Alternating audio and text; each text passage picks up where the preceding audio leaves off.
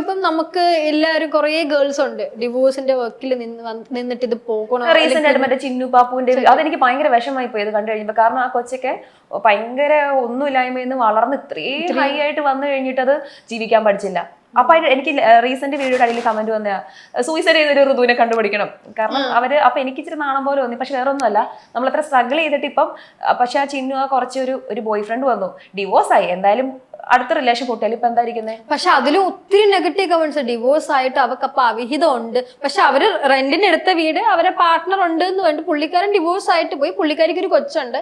അപ്പൊ അവരൊരു boy ഫ്രണ്ടുമായിട്ടാണ് living relationship. രണ്ട് സൈഡ് ഒരിക്കലും പറയില്ലല്ലോ, ഒരു സൈഡല്ലേ എപ്പോഴും പറയുന്നത്. അത് മരിച്ചിട്ടും ആ കുട്ടീനെ എല്ലാരും അതിന് ചിന്നു ഇത്തിരി ഫേമസ് ആയതുകൊണ്ട് മറ്റേ പുള്ളിയുടെ അക്കൗണ്ട് കാര്യങ്ങളൊന്നും ആർക്കും അറിയില്ല. പക്ഷെ പുള്ളി ഇച്ചിരി ഫേമസ് ആയി നേരെ തിരിച്ചു വന്നാണ്, അത്രേ ഉള്ളൂ.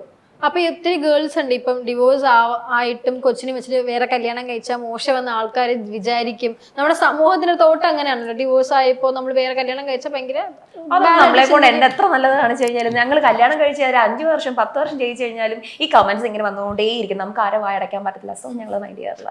കൊച്ചിനെ അപ്പൊ തന്നെ നമ്മള് ചെറുപ്പത്തിലേ ഇങ്ങനെ കാണിച്ചു ഇങ്ങനെയാണ്. പിന്നെ കുറെ പേര് പറയുന്നുണ്ട് ഈ വീഡിയോസ് ഒക്കെ ഇടുമ്പോൾ കൊച്ചു കാണത്തില്ല, അങ്ങനെയല്ലേ ഇങ്ങനെയല്ലേ മറ്റതല്ല മറിച്ചല്ലേ എന്ന്. ഞാൻ കൊച്ചിനെ പറഞ്ഞ് പഠിപ്പിച്ചിട്ട് തന്നെ ഞങ്ങൾ കല്യാണം കഴിക്കത്തുള്ളൂ. കാരണം അറിയണം, നമുക്കൊരു എനിക്കൊരു വില കിട്ടണ്ടേ, നമ്മൾ ഇത്ര കഷ്ടപ്പെട്ട് വളർത്തിയാന്ന് അറിയണ്ടേ. ഇതൊക്കെ കാണിച്ചു കൊടുക്കും. അതിനിപ്പോ എന്താ, അതിന് പുള്ളിയോട് കൊച്ചിനോട് ഇപ്പൊ എല്ലാം അറിയാലോ. പെപ്പയാണ്, അച്ഛാന്ന് വിളിക്കാന്നൊക്കെ പറഞ്ഞിട്ടുണ്ട്. അച്ഛന്നല്ല പെപ്പേന്ന്. അതങ്ങനെ ആദ്യം അമ്മേന്ന് പോലെ വിളിക്കട്ടെ. ഇനി ആദ്യം അമ്മേന്ന് വിളിച്ചിട്ട് ഇതിനെ അച്ഛന്ന് വിളിച്ചപ്പോ ഞാൻ കേട്ടായിരുന്നു. അമ്മേന്നല്ലേ വിളിച്ചത്, എന്താ വിളിക്കുന്നത്? ദീദീന്ന്. ദീദി ചേച്ചിന്ന്. അങ്ങനെ ചേച്ചിയാണ് മുതിക്കേണ്ട, അമ്മേന്നാ വിളിക്കേണ്ടത്. നിന്നെ വിളിച്ച ആന്റിയോ? ആന്റിന്ന് വിളിച്ചത്. അപ്പൊ ഇത് എങ്ങനെ അമ്മാന്ന് എന്താ വിളിക്കാത്ത? ഞാൻ പറഞ്ഞിട്ടില്ല എന്നെ അമ്മാന്ന് വിളിക്കണം. നിന്റെ അമ്മ ആരാന്ന് വെച്ച് കഴിഞ്ഞാൽ എന്റെ മമ്മീനെ കാണിച്ചു തരും. അത് എന്താന്ന് വെച്ചാൽ ചെറുപ്പം മോലെ പിള്ളേരെ കണ്ടു വളർന്നവരല്ലേ അമ്മാന്ന് വിളിക്കുന്നത്. ഞാനും അങ്ങനെയല്ല, എന്റെ വല്യമ്മേനൊക്കെയാ വിളിച്ചുകൊണ്ടിരുന്നത് അമ്മച്ചീന്ന്. ഈ എല്ലാരും ചോദിക്കുന്നില്ലേ ബസ് പോകുമ്പോഴത്തേക്കും കൂടുതൽ വീഡിയോസിൽ കൊച്ചിനെ കാണാറില്ല. അപ്പൊ കൊച്ചി എവിടെയാ കൊച്ചിനെ കാണുന്നത്?